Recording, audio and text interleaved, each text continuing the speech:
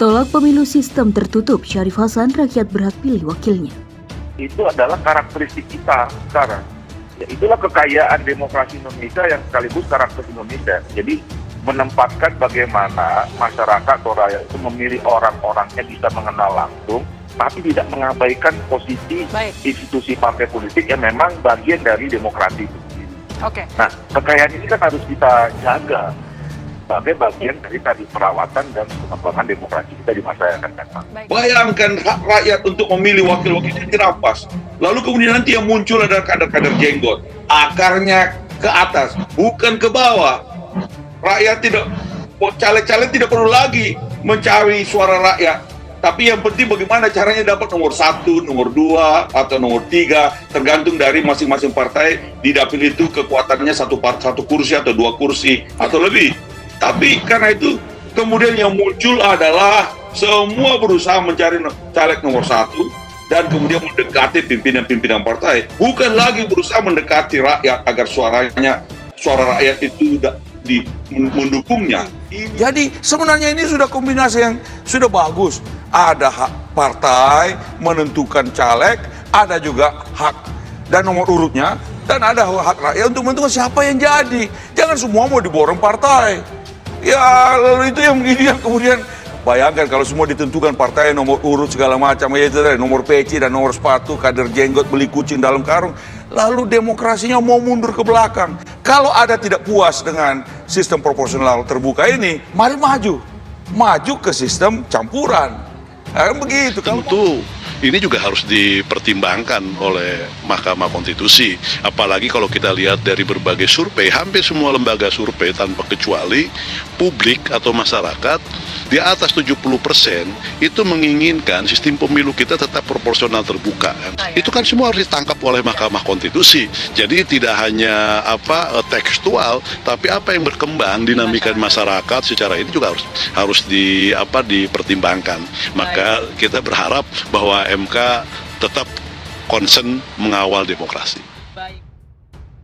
Wakil Ketua MPR Syarif Hasan menilai sistem pemilu proporsional terbuka merupakan yang terbaik untuk diterapkan di Indonesia. Dia mengatakan sistem yang telah diterapkan sejak pemilu 2009 ini harus terus diberlakukan demi menjaga kualitas demokrasi.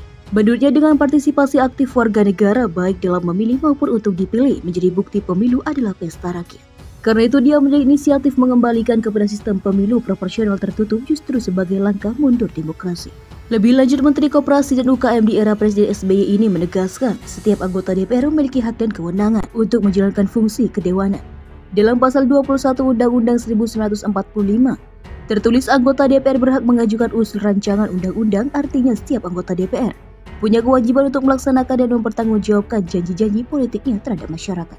Jika gagal atau abai, maka sudah sewajarnya rakyat tidak memilih kembali calon legislatif tersebut dalam pemilu berikutnya. Syarif mengatakan masyarakat perlu cermat dalam menafsirkan sistem pemilu dengan hak dan kewajiban anggota DPR sebagaimana diatur dalam konstitusi. Jika kita bersepakat rakyatlah sebagai pemegang kekuasaan tertinggi, maka sudah sepantasnya rakyat memilih anggota DPR yang paling sesuai dengan yang diharapkan. Dikatakannya penerapan sistem proporsional tertutup justru akan membatasi atau bahkan menutup ruang kedaulatan rakyat untuk memilih wakilnya. Kesemarakan dan kualitas demokrasi yang menjadi pertaruhannya. Saya menolak penerapan sistem proporsional tertutup. Demokrasi harus diterapkan seutuhnya. Rakyat punya hak absolut untuk menentukan wakilnya. Sistem proporsional terbuka dengan penguatan kapasitas kelembagaan partai politik bukanlah dua hal yang bertentangan. Keduanya justru saling mengisi, kata Syarif Hasan. Fungsi partai politik adalah memastikan kader-kader terbaiknya mendapatkan tempat di hati rakyat dan memastikan ideologi dan platform partai dijalankan oleh kadernya. Rakyat tetaplah sebagai pemegang kekuasaan tertinggi, lanjutnya. Tak gentar melawan upaya penjegalan Anies lawan SBY di Pacitan. Bakal calon Presiden Anies Baswedan mengunjungi Pacitan, tempat kelahiran Presiden ke-6 Republik Indonesia, Susilo Bambang Yudhoyono atau SBY pada Kamis 1 Juni. Disebutkan kunjungan mantan Gubernur DKI itu dalam rangka silaturahmi dan sowan ke SBY yang kebetulan sedang berada di tempat kelahirannya. Demikian disampaikan Deputi Balitbang DPP Partai Demokrat Syahrial Nasution kepada kantor berita politik RMOL beberapa saat lalu. Tanah kelahiran Pak SBY Pacitan, tanah bertuah. Tanggal 1 Juni 2023 ini jadi hari spesial untuk baca pres Anies Baswedan karena sowan menemui Presiden ke-6 Republik Indonesia Pak SBY, katanya. Masih menurut Syahrial, kunjungan baca pres Koalisi Perubahan untuk Persatuan atau KPP itu semakin menunjukkan solidaritas di internal koalisi. Dikatakan juga koalisi atau KPP tak akan gentar melawan upaya-upaya penjegalan dan cawe-cawe Presiden Joko Widodo atau Jokowi pada Pilpres 2024.